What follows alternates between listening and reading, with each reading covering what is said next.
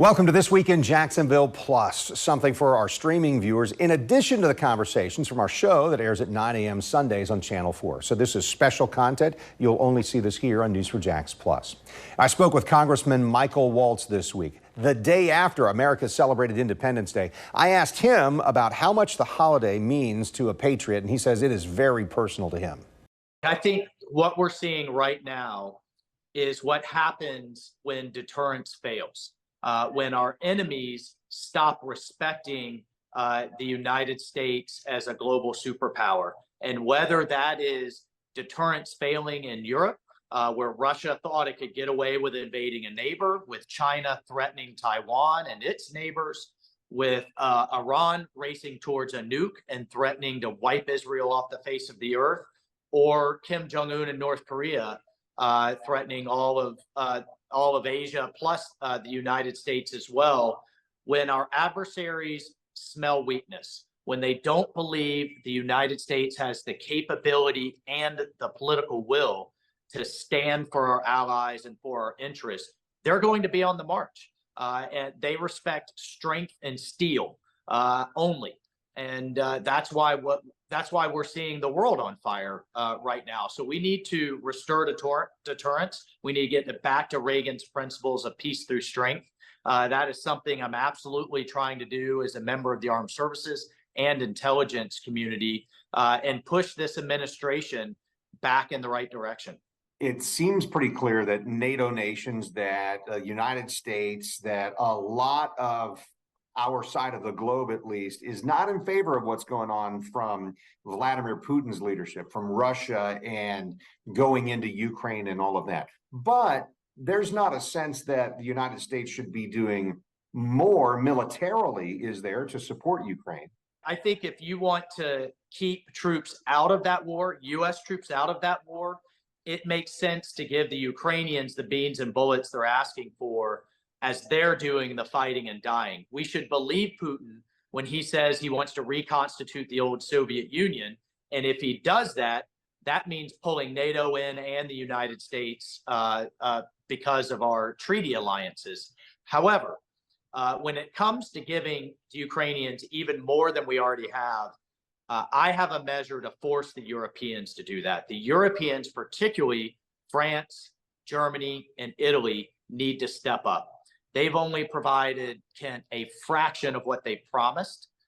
For example, France's economy is 4 times the size of Poland's, yet Poland has provided 4 times as much military aid to Ukraine, and all of Europe together has only provided half of what the United States has. So while I overall think it's the right policy to stop Putin now rather than later, Europe has got to do its fair share, and I have legislation designed to force them to do that.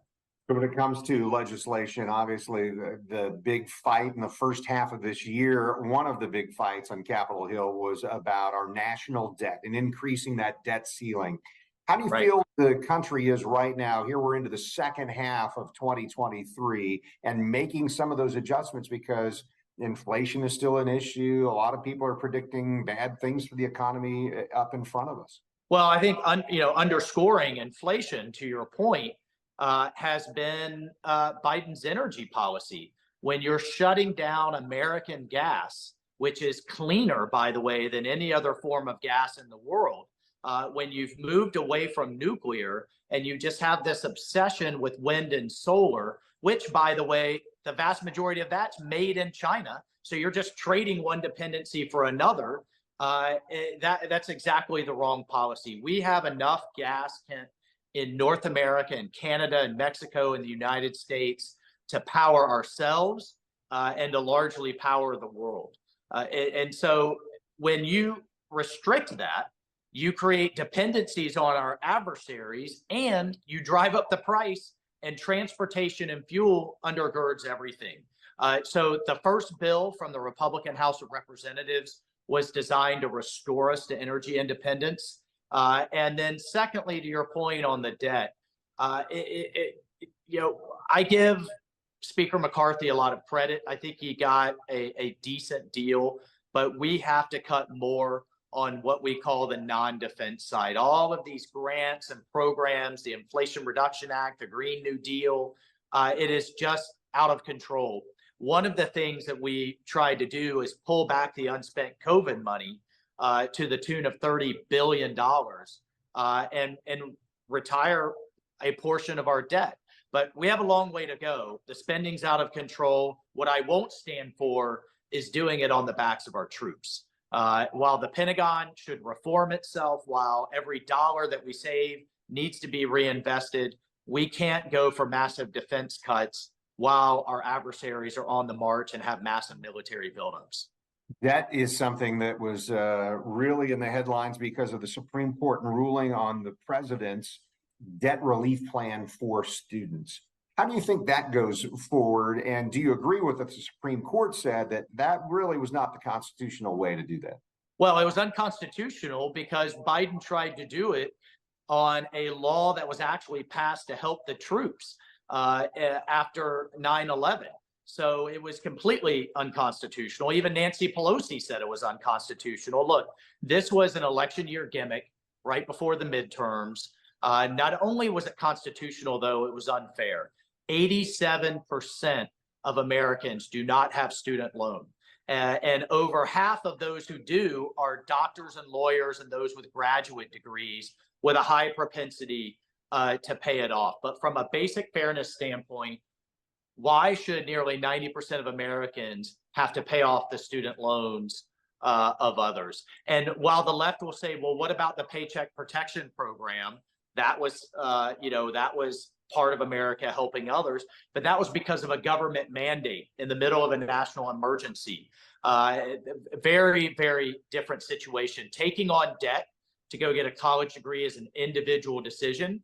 Part of that contract is to pay back your bills and to pay your bills and not force other Americans through an unconstitutional provision to do it. So look, I fully support that amongst many of the other strong rulings that the Supreme Court just made.